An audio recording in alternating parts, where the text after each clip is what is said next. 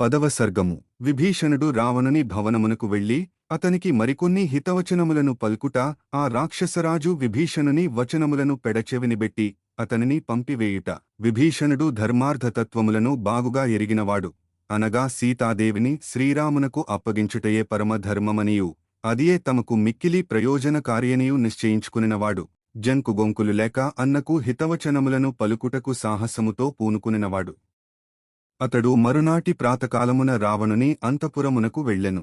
ఆ రావణుని ప్రాసాదము పెక్కు భవనములతో కూడియుండుటచే అనేక శిఖరములతో కూడిన ఒక మహాపర్వతమువలె శోభిల్లిచుండెను. ఔన్నత్యమున అది పర్వత శిఖరములను మించి విరాజిల్లిచుండెను. భవనము యొక్క లోపలి భాగములు, కక్షలు అన్నియును చక్కగా తీర్చిదిద్దబడియుండెను. అందు విద్వాంసుల రాకపోకలు విరివిగా జరుగుచుండెను. రాజుపై మిగుల ఆదరాభిమానములు గల ప్రజ్ఞాశాలులైన ప్రముఖులు అందుచేరియుండిరి. కార్యనిర్వహణ్యందు దక్షులైన రాక్షసులు ఆ భవనమును నిరంతరము రక్షించుచుండిరి. మదపుటేనుగుల యొక్క నిశ్వాసముల ప్రభావముతో అచటి వాయువులు సుడులుదిరుగుచుండెను. అది శంఖారావముల తోడను తూర్యనాదముల తోడను మారుమ్రోగుచుండెను. చక్కని రూపయౌవనములను గలిగియున్న యువతులతో ఆ భవనము నిండియుండెను. అచటి మార్గములన్నీయు ప్రజల సంభాషణలతో ఒప్పుచుండెను. అచటి వాకిళ్ళు అన్నియును మేలిమి బంగారముతో అలరారుచుండెను. ఆ భవనమంతయును అందమైన తోరణములతో కనువిందుగావించుచుండెను. నృత్యగీత వాద్యములతో విరాజిల్లుచున్న ఆ భవనము గంధర్వుల మందిరము వలె రాజిల్లుచుండెను. అది దేవతల నివాసము వలె మనోహరముగా నుండెను.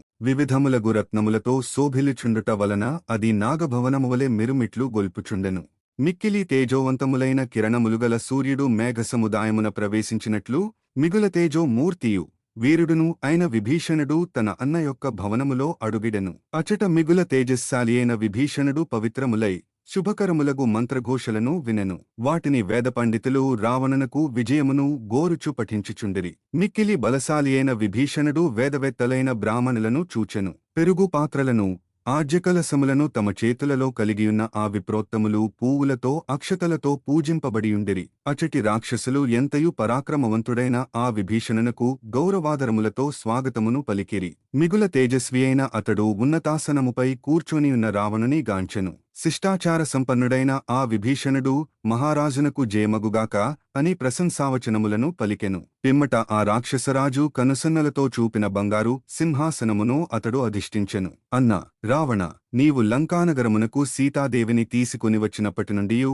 మనకు అశుభసూచకములైన పెక్కు అపశకునములు కనబడుచున్నవి. వేదమంత్రపూర్వకముగా హోమకార్యములలోనూ అగ్ని సక్రమముగా ప్రజ్వలించుటలేదు. అగ్నుల నుండి నిప్పురవ్వలు చిటపటలతో ఎగురుచున్నవి. ఆ జ్వాలల నుండి పొగలు క్రమ్ముకుని వచ్చుచున్నవి. మధించు సమయమున అగ్నులు పొగలచే దూషితములగుచున్నవి. వంటశాలలయందును అగ్నిగృహముల యందును వేదాధ్యయన ప్రదేశములయందును సర్పములు తిరుగాడుచున్నవి. హోమద్రవ్యములైన నెయ్యి, పాలు, పెరుగు, పాయసము మొదలగు వాటియందు చీమలు కనబడుచున్నవి. పాడియావులు ఎండిపోయినవి. భద్రగజములు మదధారలను స్రవింపజేయుటలేదు. అశ్వములు దీనముగా సకిలించుచు పచ్చిగడ్డిని మేయుటలేదు. మహారాజా, మన యొక్క గాడిదలు, ఒంటెలు, కంచరగాడిదలు మొదలగు వాటి యొక్క రోమములు నిక్కపొడుచుకుని యున్నవి. అవి కన్నీరుగార్చుచున్నవి. చికిత్సలను ఒనర్చినను వాటికి స్వస్థత చేకూరుటలేదు. అవి సహజస్థితిని కోల్పోయినవి.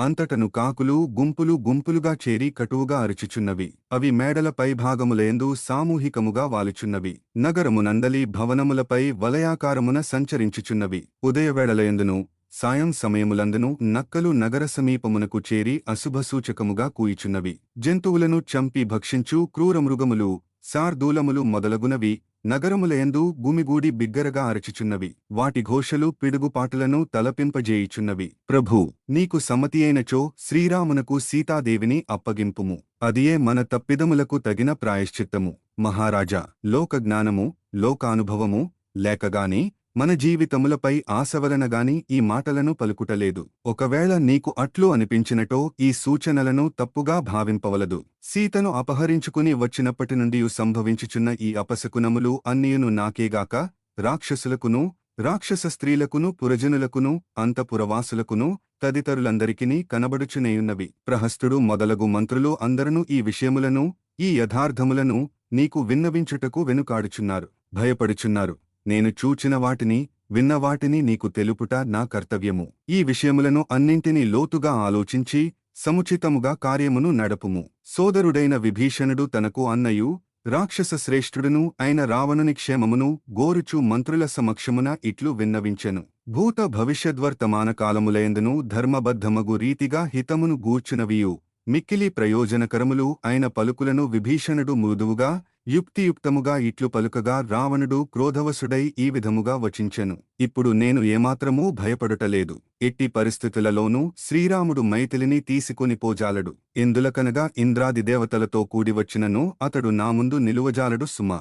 యుద్ధమున అరివీర భయంకరుడు, మిగుల బలశాలి, దేవతల సైన్యమును రూపుమాపగలవాడు అయిన దశకంఠుడు ఇట్లు నుడివి యథార్థవాది అయిన సోదరుడగు విభీషణుని అచటి నుండి పంపివైచెను. వాల్మీకి మహర్షి విరచితమే ఆదికావ్యమైన శ్రీమద్ రామాయణమునందలి యుద్ధకాండమునందు ఇది 10వ సర్గము.